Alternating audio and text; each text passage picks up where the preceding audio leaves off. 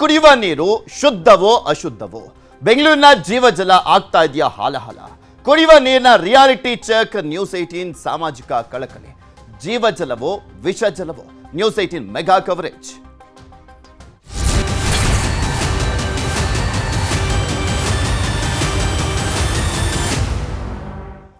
ಬೆಂಗಳೂರಿಗರೇ, ನೀವು ಕುಡಿತಾ ಇರುವಂತ ನೀರು ಎಷ್ಟು ಮಟ್ಟಿಗೆ ಸೇಫ್ ಆಗಿದೆ? ನೀವು ಸೇವಿಸ್ತಾ ಇರುವಂತ ನೀರು ಶುದ್ಧವೋ ಕಲುಷಿತವೋ ಅನ್ನುವಂಥ ಪ್ರಶ್ನೆ ಬರುತ್ತೆ. ಕುಡಿಯುವ ನೀರಿನ ಬಗ್ಗೆ ನ್ಯೂಸ್ 18 ರಿಯಾಲಿಟಿ ಚೆಕ್ ಮಾಡಿದೆ. ಈ ಸಂದರ್ಭದಲ್ಲಿ ಶುದ್ಧ ಕುಡಿಯುವ ನೀರು ಅಥವಾ ಅದರಲ್ಲಿ ಬೆರಕೆ ಆಗ್ತಾ ಇದೆಯೋ, ಕಲುಷಿತ ಆಗ್ತಾ ಇದೆಯೋ, ಕುಡಿಯೋ ನೀರು ವಿಷಜಲ ಆಗ್ತಾ ಇದೆಯಾ ಅನ್ನುವಂಥ ಪ್ರಶ್ನೆ ಸಹಜವಾಗಿ ಉಟ್ಕೊಳ್ಳುವಂಥದ್ದು. ಬೆಂಗಳೂರಿನ ಉಮರ್ ನಗರದಲ್ಲಿ ಕೊಳಚೆ ನೀರು, ಉಮರ್ ನಗರದ ಮನೆಗಳಿಗೆ ಕೊಳಚೆ ನೀರು ಸಪ್ಲೈ ಆಗ್ತಾ ಇದೆ. ಬೇಸಿಕ್ ನೀಡ್ ಇವೆಲ್ಲ, ಕುಡಿಯುವ ನೀರೆಲ್ಲ. ಆದರೆ ಸಪ್ಲೈ ಆಗ್ತಾ ಇರುವಂಥದ್ದು ಕೊಳಚೆ ನೀರು. ಜಲಮಂಡಳಿಯ ಪೈಪ್ಲೈನ್ನಲ್ಲಿ ಕೊಳಚೆ ನೀರು ಮಿಕ್ಸ್ ಆಗ್ತಾ ಇದೆ. ಜಲಮಂಡಳಿಯ ಪೈಪ್ಲೈನ್ನಲ್ಲಿ ಕೊಳಚೆ ನೀರು ಮಿಕ್ಸ್ ಆಗ್ತಾ ಇದೆ. ಸೊ ಹೀಗಾಗಿ ಕೊಳಚೆ ನೀರು ಹೋಗ್ತಾ ಇದೆ. ನೀರಿನ ಬಣ್ಣ ಚೇಂಜ್ ಆಗಿದೆ, ಕೆಟ್ಟ ವಾಸನೆ, ಜನರಿಗೆ ಆರೋಗ್ಯದ ಸಮಸ್ಯೆ ಕಾಡ್ತಾ ಇದೆ. ಈಗಾಗಲೇ ಸ್ಥಳೀಯರಿಂದ ಜಲಮಂಡಳಿಗೆ ದೂರನ್ನ ಕೊಡಲಾಗಿದೆ. ಸ್ಥಳೀಯರು ಜಲಮಂಡಳಿಗೆ ದೂರನ್ನ ಕೊಟ್ಟಿದ್ದಾರೆ. ದೂರು ನೀಡಿ ತಿಂಗಳಾದರೂ ಕೂಡ ಕ್ರಮ ಕೈಗೊಂಡಿಲ್ಲ BWSSB. ಕ್ರಮವನ್ನೇ ಕೈಗೊಳ್ತಾ ಇಲ್ಲ. ನಿಮ್ಗೆ ತೋರಿಸ್ತಾ ಇದ್ದೀನಿ ನೋಡಿ ದೃಶ್ಯಾವಳಿಗಳಲ್ಲಿ. ಆ ಡಿಫ್ರೆನ್ಸ್ ನೋಡಿ, ಕ್ಲಿಯರ್ ವಾಟರ್ಗೂ ಕೊಳಚೆ ನೀರಿಗೂ. ಆ ಕೊಳಚೆ ನೀರಿದೆಯಲ್ಲ, ಅದು ಅಲ್ಲಿ ಸಪ್ಲೈ ಆಗ್ತಾ ಇದೆ ಉಮರ್ ನಗರದಲ್ಲಿ. ಜಲಮಂಡಳಿಯ ಪೈಪ್ಲೈನ್ಗೆ ಕೊಳಚೆ ನೀರು ಮಿಕ್ಸ್ ಆಗ್ತಾ ಇರುವಂತ ಹಿನ್ನೆಲೆಯಲ್ಲಿ ಕಾವೇರಿ ನೀರು ಹೋಗ್ತಾ ಇರುವಂಥದ್ದು ಕೊಳಚೆ ನೀರಾಗಿದೆ. ಅಲ್ಲಿ ಕುಡಿಲಿಕ್ಕಲ್ಲ, ಸ್ನಾನ ಮಾಡಲಿಕ್ಕೂ ಯೋಗ್ಯ ಅಲ್ಲ ಅಂತ ನೀರದು. ಇದೇ ವಿಚಾರಕ್ಕೆ ಸಂಬಂಧಪಟ್ಟಂತೆ ಅಲ್ಲಿನ ಜನ ಮಾತನಾಡಿದ್ದಾರೆ. ಏನು ಹೇಳಿದ್ದಾರೆ ಕೇಳೋಣ. ಇದು ಮೂರು ಸತಿ ಟ್ಯಾಂಕ್ ಬಂದು ಇದಾಯಿತು, ಗಲೀಜಾಯಿತು. 3 ಸತಿ ನಾನು ಕ್ಲೀನ್ ಮಾಡಿದ್ದೀನಿ. ನಾನು ಒಂದೊಂದು ಸತಿಗೆ 2,000. ಆವಾಗ ಏನು ಮಾಡಿದ್ರೆ ಗಲೀಜು ನೀರು ಬರುತ್ತೆ ಅಂತ ಅದು ಕಾವೇರಿ ನೀರು ಸ್ಟಾಪೇ ಮಾಡಿಬಿಟ್ಟ. ಅದು ಯಾವಾಗ ಬರೋವಾಗ ಇದು ಈ ಥರ ಓಪನ್ ಮಾಡಿ ನೋಡಿದರೆ ಕಪ್ಪು ನೀರು. ಆಮೇಲೆ ಅದು ಈ ಥರ ಬರ್ತಾಯಿದೆ ಅಂತ ಫೋನ್ ಮಾಡಿದರೆ ಬರ್ತೀನಿ, ಬಂದು ನೋಡ್ತೀನಿ ಅಂತ ಹೇಳ್ತಾ ಇದ್ದಾರೋ ಬರೋದಿಲ್ಲ. ಪ್ರಾಬ್ಲಮ್ ಏನಂದರೆ ಅದು ಯಾವಾಗ ನೋಡಿದ್ರೆ ನಾನು ಇದು ಚೆಕ್ ಮಾಡ್ತೀವಿ, 2 ತಿಂಗಳು ಅದೇ ಥರ ಬರ್ತಾಯಿತ್ತು. ಈ ನೀರಿನ ಸಮಸ್ಯೆ ಏನೆಂದರೆ ಗಲೀಜು ನೀರು ಬಂದುಬಿಡ್ತದೆ. ನಾವು ನಮಗೆ ಹಾಗೆ ಪೈಪ್ನಲ್ಲಿ ಬರ್ತದೆ, ನಮಗೇನು ಗೊತ್ತು ಆಗೋದೇ ಇಲ್ಲ. ಅದು CMC ನೀರು, ಅದು ನೀರು ಕರೆಕ್ಟ್ ಆದ ಅಂತ ನನಗೆ ಗೊತ್ತೇ ಆಗಲಿಲ್ಲ. ನುಂಗಿದ್ರೆ ತುಂಬ ಗಲೀಜು ನೀರು. ನಮ್ಮ ಹುಡುಗ ಹಿಡಿದು ಏನಮ್ಮ ಏನು ಗಲೀಜು ಆಗ್ತಾ ಇದೆ ಅಂತ. ಪ್ಯೂರಿಫೈ ವಾಟರ್ನಲ್ಲಿ ನಾನು ಕುಳಿ ಮಾಡಿದ್ರೆ ಚೆನ್ನಾಗಿದೆ, ಇಲ್ಲಾಂದರೆ ಹಿಂಗೆ ಗಲೀಜು ಆಗ್ತದೆ. ಚಿಕ್ಕ ಮಕ್ಕಳಿಗೆ ನೀರು ಕೊಂಡ್ಬಿಟ್ರೆ ಯಾರು ಅವ್ರಿಗೆ ಪ್ರಾಬ್ಲಮ್ ಆಗಿಬಿಡ್ತದೆ. ಏನು ಮಾಡಬೇಕು? ನಾವು ಗೊತ್ತೇ ಆಗೋದಿಲ್ಲ. ಬೇದಿ ವಾಂತಿ ಎಲ್ಲ ಆಗಿಬಿಡ್ತದೆ ನಮ್ಮ ಮಕ್ಕಳಿಗೆ. ನಾವು ಏನು ಮಾಡಬೇಕು? ನಾವು ಫೇಸ್ ಮಾಡೋಕ್ಕೆ ಆಗ್ತಾ ಇಲ್ಲ. ಅವ್ರಿಗೆ ಮೈಕ್ ಚೆನ್ನಾಗಿಲ್ಲ, ಅವ್ರು ಕ್ಲೀನ್ ಮಾಡೋಕ್ಕೆ ಆಗೋದಿಲ್ಲ. ನಾವು ಕಾವೇರಿ ನೀರು ಬಂದ್ ಮಾಡಿಬಿಟ್ಟಿದ್ದೀನಿ, CMC ನೀರು ತಗೊಳ್ತಾ ಇದ್ದೀನಿ. ಕುಡಿಯೋ ನೀರಕ್ಕೆ ತುಂಬ ಕಷ್ಟ ಆಗ್ತದೆ. ನಾವು ಏನು ಮಾಡಬೇಕು? ಅಮ್ಮಮ್ಮ ಅಂದ್ರೆ ಒಂದು 3 ತಿಂಗಳಿಂದನೂ ನಾವು ಕಂಪ್ಲೇಂಟ್ ಮಾಡ್ತಾ ಇದ್ದೀವಿ. ಯಾಕಂದರೆ ಇದೇ ಸೊಂದಲ್ಲ, ಥ್ರೋಟ್ ನಾಗವಾರ ಇರಲಿ, ಥ್ರೋಟ್ ಗೋವಿಂದಪುರ ವಾರ್ಡ್ ಇರಲಿ, ಎಲ್ಲ ಜಾಗದಲ್ಲಿ ಇದೇ ಸಮಸ್ಯೆ ಇರೋದು.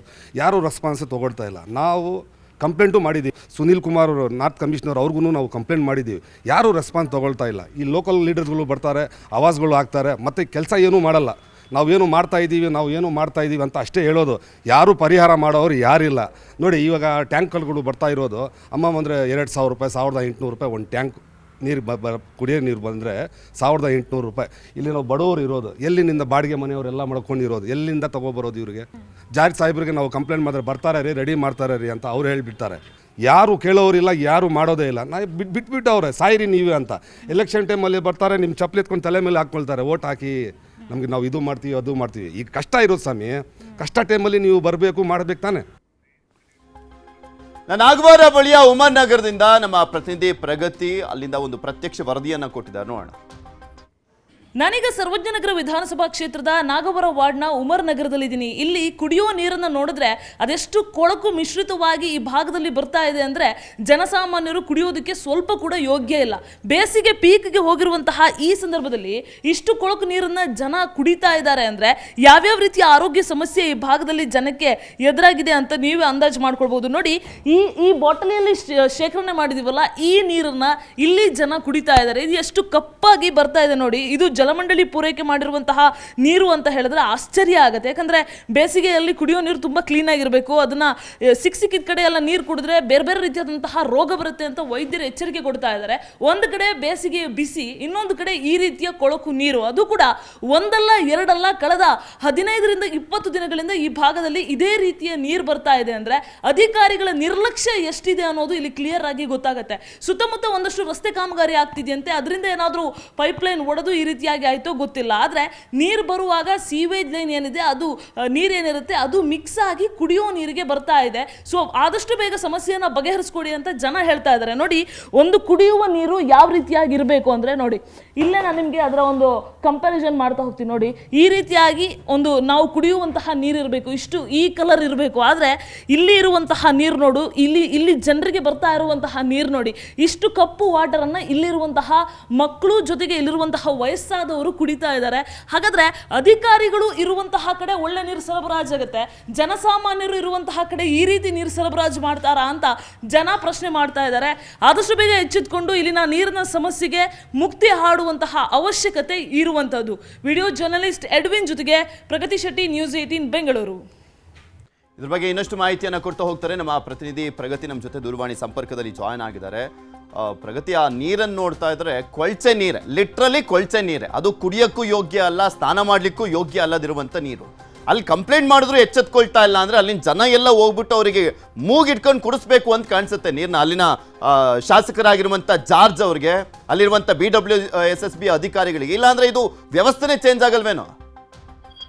ಖಂಡಿತ ಪೃಥ್ವಿ, ಈ ರೀತಿಯಾಗಿ ಆಗ್ತಾ ಇರೋದು ಇದೇ ಮೊದಲೇನಲ್ಲ. ಪದೇ ಪದೇ ಈ ರೀತಿಯ ಘಟನೆ ಆಗ್ತಾ ಇದ್ರು ಕೂಡ ಅಧಿಕಾರಿಗಳು ಯಾಕೆ ಎಚ್ಚೆತ್ತುಕೊಳ್ತಿಲ್ಲ ಅನ್ನೋ ಪ್ರಶ್ನೆ ಇದೆ. ಇದೇ ರೀತಿಯಾಗಿ ಬೇರೆ ಏರಿಯಾಗಳಿಗೆ ನಾವು ಗ್ರೌಂಡ್ ರಿಯಾಲಿಟಿ ಮಾಡೋಕ್ ಹೋಗುವಾಗ ನಮ್ಮ ನ್ಯೂಸ್ 18 ಬಂದ ತಕ್ಷಣ ಅವ್ರು ಎಚ್ಚೆತ್ಕೊಂಡು ಸಂಪೆಲ್ಲ ಕ್ಲೀನ್ ಮಾಡಿ ಅಲ್ಲಿನ ಜನಕ್ಕೆ ಸಹಾಯ ಮಾಡಕ್ ಹೋಗ್ತಾರೆ.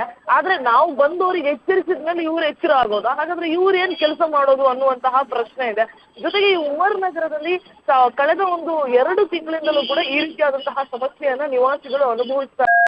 ಕುಡಿಯುವ ನೀರು ಹೆಂಗಿರುತ್ತೆ, ಅಲ್ಲಿ ಜನ ಕುಡಿತಾ ಇರೋ ನೀರು ಹೆಂಗಿರುತ್ತೆ ಅನ್ನೋದನ್ನ ನಾನು ನಿಮ್ಗೆ ಅಲ್ಲೊಂದು ಬಾಟಲ್ ಅಲ್ಲಿ ಹಿಡಿದು ತೋರಿಸಿದೆ. ಅಷ್ಟು ಕೊಳಕು, ಅಷ್ಟು ಸೀವೇಜ್ ನೀರು ಮಿಕ್ಸ್ ಆಗಿ ಬರ್ತಾ ಇರೋದು. ಅಂದ್ರೆ ಕಾವೇರಿ ನೀರು ಬಂದ ತಕ್ಷಣ ಅವ್ರು ಅರ್ಧ ಗಂಟೆ ನೀರು ಆಚೆ ಬಿಟ್ಟು ಆಮೇಲೆ ಆ ನೀರನ್ನ ಬಳಕೆ ಮಾಡಿದ್ರು ಕೂಡ ಅಷ್ಟು ಕೊಳಕಾದಂತಹ ನೀರು ಬರ್ತಾ ಇದೆ. ಇದರಿಂದ ಅತಿಸಾರ, ಬೇದಿ, ವಾಂತಿ ಈ ರೀತಿಯ ಬೇರೆ ಬೇರೆ ರೋಗಗಳಿಗೆ ಜನ ಕೂಡ ತುತ್ತಾಗ್ತಾ ಇದ್ದಾರೆ. ಜೊತೆ ಚಿಕ್ಕ ಮಕ್ಕಳಿದ್ದಾರೆ, ವಯಸ್ಸಾದವರು ಇದ್ದಾರೆ, ಅವರೆಲ್ಲರೂ ಕೂಡ ಆರೋಗ್ಯ ಸಮಸ್ಯೆಯಿಂದ ಬಳಲ್ತಾ ಇದ್ದಾರೆ. ನಮ್ಮ ಸುದ್ದಿಯನ್ನ ನೋಡಿ ಆದ್ರೂ ಎಚ್ಚೆತ್ತುಕೊಳ್ಬೇಕು. ನಿದ್ದೆ ಮಾಡ್ತಾ ಇರುವಂತಹ ಅಧಿಕಾರಿಗಳು ಅಲರ್ಟ್ ಆಗ್ಬೇಕು ಅನ್ನೋದೇ ನಮ್ಮ ಆಶಯ. ಆ ಭಾಗದ ಜನಕ್ಕೆ ಕುಡಿಯುವ ನೀರನ್ನ ಒದಗಿಸಬೇಕು, ಸರಿಯಾದಂತಹ ಶುದ್ಧವಾದಂತಹ ನೀರನ್ನ ಒದಗಿಸಬೇಕು. ಈ ರೀತಿ ಪದೇ ಪದೇ ಮಿಸ್ಟೇಕ್ ಮಾಡಬಾರ್ದು ಅನ್ನೋದೇ ನಮ್ಮ ಆಶಯ.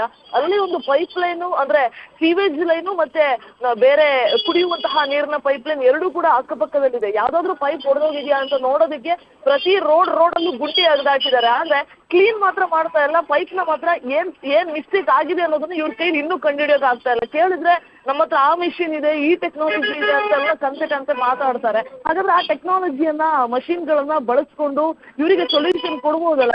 1 ತಿಂಗಳು ಬೇಕಾ ಇವರಿಗೆ ಈ ರೀತಿಯಾದಂತಹ ಪ್ರಾಬ್ಲಮ್ ಆದಾಗ ಸೊಲ್ಯೂಷನ್ ಕೊಡೋಕೆ? ಅಧಿಕಾರಿಗಳಿರುವಂತಹ ಮನೆಗಳಲ್ಲಿ ಸರಿಯಾದಂತಹ ನೀರು ಬರ್ತಾ ಇದೆ, ಆದ್ರೆ ಜನಸಾಮಾನ್ಯರಿರುವಂತಹ ಮನೆಯಲ್ಲಿ ಬೇಸಿಗೆ ಪೀಕಿಗೆ ಹೋಗ್ತಾ ಇರುವಂತಹ ಈ ಸಂದರ್ಭದಲ್ಲಿ ಕುಡಿಯೋ ನೀರಿಗೂ ಕೂಡ ಈಗ ಹಾಹಾಕಾರ ಶುರುವಾಗಿರುವಂತದ್ದು. ಪೃಥ್ವಿ, ಓಕೆ, ಧನ್ಯವಾದ ಪ್ರಗತಿ ನಿಮ್ಮೆಲ್ಲ ಮಾಹಿತಿಗಾಗಿ.